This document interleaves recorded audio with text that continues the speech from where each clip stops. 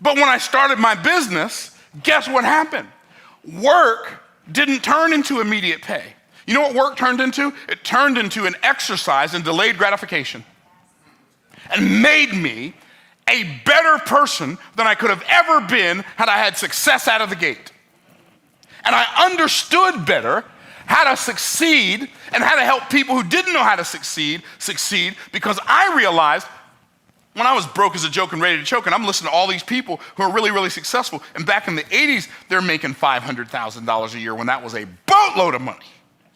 And they're saying stuff, and they're putting sentences together with words, and I know the definition of the words, and I knew what the sentences sounded like they meant, but I had no earthly idea what they meant. You know why? Because between people who succeed and people who struggle, there's a communication gap.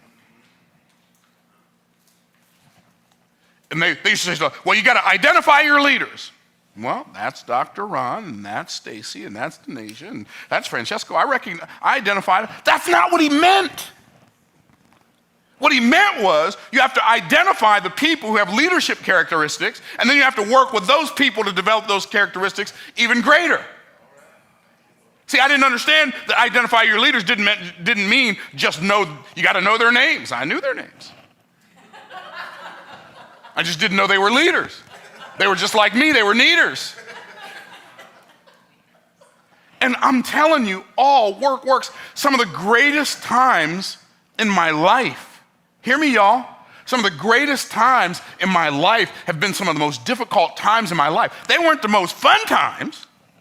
They weren't the most exciting times. They weren't the most enjoyable times. Let's say they were some of the greatest times in my life, because God was getting me ready for what he already had ready for me.